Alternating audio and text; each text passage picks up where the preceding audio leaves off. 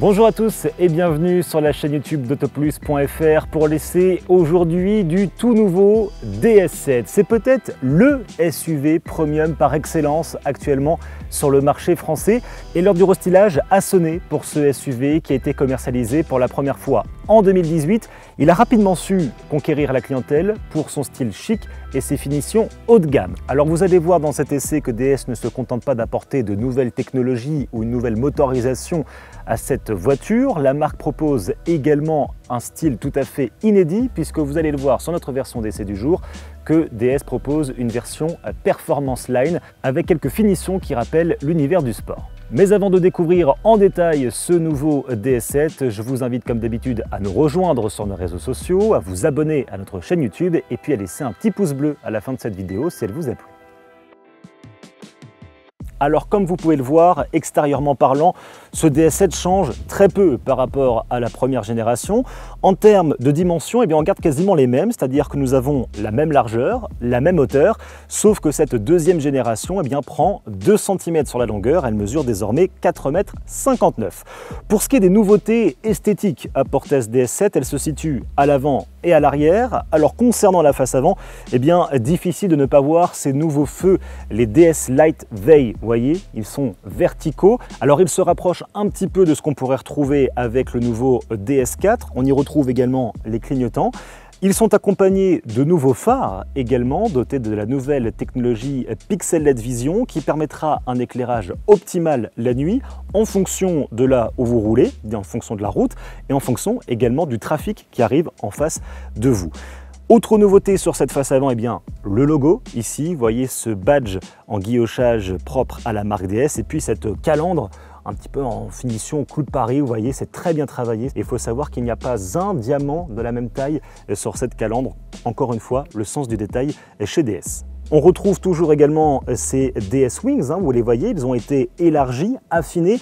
Alors on les voit un tout petit peu moins sur cette finition car on a un pack aujourd'hui noir satiné sur plusieurs parties du véhicule, mais sur d'autres versions de la gamme DS, sur la nouvelle DS, vous aurez ces DS Wings toujours en couleur chromée. Alors je vous parlais à l'instant des nouveautés à l'avant, à l'arrière vous voyez les choses changent également en subtilité. Alors c'est vraiment cette partie-là qui a été modifiée par DS. Vous voyez que la ligne de toit a été légèrement retravaillée pour créer un peu plus de dynamisme à la face arrière de ce SUV. Et puis concernant les nouveautés réelles de cette face arrière, on a les feux ici, ces phares qui ont été affinés, retravaillés, ils sont un petit peu plus esthétiques qu'avant. On a également ici plus l'appellation Crossback écrit en toutes lettres, mais l'appellation DS Automobile, là aussi parce que le DS7 change de nom, il ne s'appelle plus Crossback mais DS7 tout court.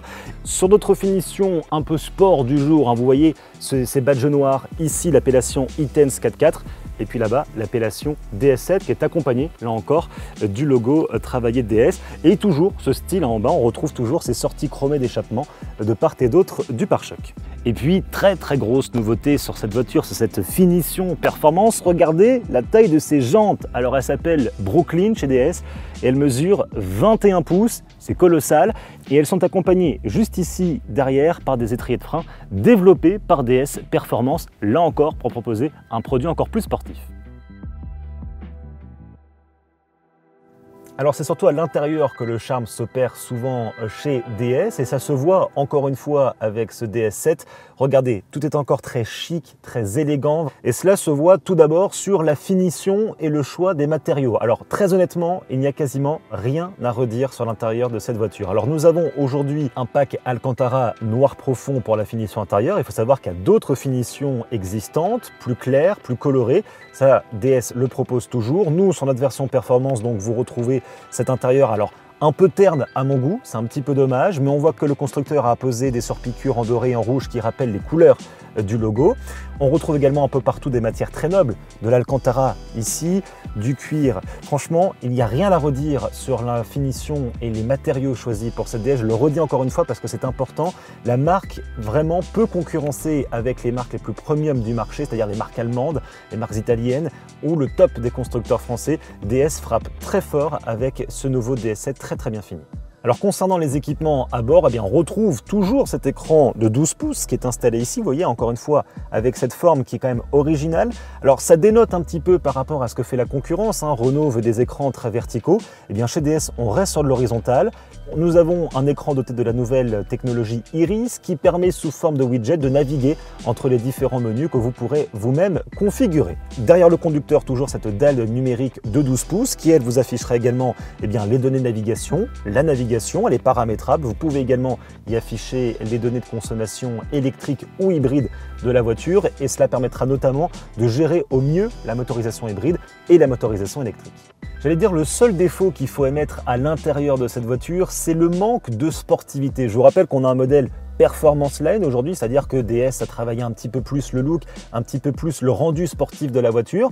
Et on est un petit peu sur notre fin à l'intérieur. Alors on retrouve quand même ici une belle montre de l'horloger BRM, également ce petit bouton Start Engine Stop, vous voyez, qui est travaillé, hein, ça fait vraiment sportif. Mais hormis ça, hormis les surpiqûres présentes, on n'a pas grand-chose qui rappelle l'environnement sportif. C'est peut-être le seul défaut que l'on peut reprocher à l'intérieur de cette voiture.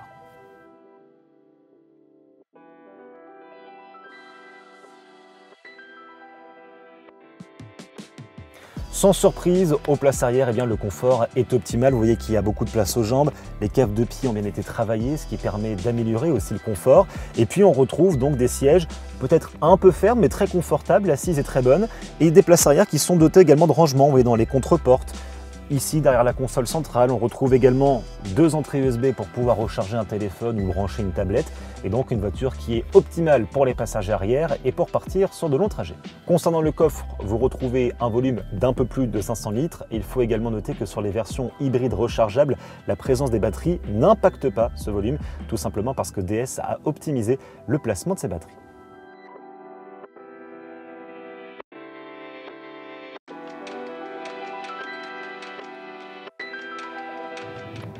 Alors après avoir découvert ces nouveautés esthétiques extérieures, on va prendre la route maintenant avec ce nouveau DS7. Alors la première chose que l'on peut dire tout d'abord, ce sont les motorisations. Vous avez au choix une motorisation diesel Blue HDI 230 chevaux et puis donc DS propose une motorisation hybride rechargeable de 200, 225 ou 360 chevaux. Elles sont dotées d'une batterie d'une capacité de 14,2 kWh et l'autonomie, on va dire, en gros 60 km d'autonomie avec ce DS7. Alors vous pouvez avoir 80 km en cycle urbain, ça peut tomber à un peu moins de 60 en cycle routier, mais on va dire qu'en moyenne DS annonce une autonomie de 62 km en tout électrique. Vous avez également le choix sur cette voiture, comme beaucoup d'hybrides rechargeables, de choisir votre mode de conduite. Vous pouvez rouler en tout électrique, en hybride, et puis vous avez également donc spécifiquement à notre version performance du jour, un mode 4x4 et un mode sport qui vous permettront d'accélérer un petit peu plus, d'aller taper un peu plus dans cette voiture. Alors concrètement, là nous sommes en mode sport, vous pouvez avoir de grosses accélérations, vous voyez. Ce qui va être difficile sur cette voiture quand même, c'est le freinage. Ça reste une voiture assez lourde, c'est un SUV. Va falloir l'accompagner, mais elle reste très précise dans les virages. Mais encore une fois, si vous voulez accélérer très fort, freiner très fort, il faudra anticiper. C'est un SUV, c'est lourd, mais c'est plutôt performant. On sent bien le système de freinage développé par DS quand même, c'est assez plaisant. Sinon, en termes de conduite, sur quelque chose de beaucoup plus normal, de beaucoup plus souple, on a affaire à une voiture justement très souple, très facile à conduire. Elle braque bien. On peut évoluer assez facilement en ville et sur route. Vous voyez, on est sur des petites routes de montagne là, c'est assez sinueux, mais on conduit plutôt bien. Hein. La voiture répond très bien à ce que l'on veut faire. Même si elle est un petit peu haute sur pattes, cette voiture, moi je trouve qu'elle est plutôt bien équilibrée. Ça tangue peu en virage. Hein. Regardez, on est bien installé, on n'est pas trimballé dans tous les sens. C'est plutôt aussi un point positif et ça améliore le confort. Et là, je vous parle pour les places avant, mais aussi pour les places arrière. Et puis on a une voiture qui est équipée de plusieurs aides à la conduite. Alors vous avez les traditionnelles aides à la conduite, de l'aide à maintien dans la voie, de l'avertisseur d'angle mort, mais sur cette voiture vous avez également une petite nouveauté qui a été développée par DS avec le pilote de Formule E Jean-Éric Vergne, qui pilote donc pour l'écurie DS Performance. Et donc cette nouveauté s'appelle Regen Score et elle vous permet en fait de savoir comment doser votre freinage pour régénérer l'électricité dans la batterie. Et donc vous allez avoir un score à la fin de votre trajet qui vous dira à chaque fois que vous avez appuyé sur le frein, si vous avez freiné trop fort ou au contraire, si vous avez pu optimiser votre freinage pour régénérer la batterie. Alors ça peut paraître gadget comme ça au premier abord, mais ça peut vous permettre, une fois que vous avez bien pris le véhicule en main, de pouvoir optimiser, encore une fois, l'autonomie électrique de votre véhicule. On a donc une voiture qui est très agréable, on est vraiment bien assis, on a une belle visibilité, sa DSCFR. En termes de conduite, rien à redire. Et donc du coup, sur ses capacités sportives, eh bien oui, on s'amuse un peu plus que sur la précédente génération. Après, il ne faudra pas trop lui en demander non plus. Alors concernant les tarifs, c'est un petit peu là le point qui fâche. Il faut savoir que pour la motorisation diesel en entrée de gamme, vous serez aux alentours des 45 800 €. Et pour notre version d'essai que nous avons aujourd'hui, avec la motorisation e-Tense 4x4 360 et notre finition sport, eh bien, il faudra quand même débourser plus de 78 000 €. Ça reste un tarif assez élevé, mais encore une fois, DS propose un véhicule bien équipé, complet. Honnêtement, le tarif comme ça au premier abord peut paraître assez élevé et conséquent, mais vu le niveau de finition et j'allais dire le confort de conduite à bord de cette voiture, c'est largement justifié.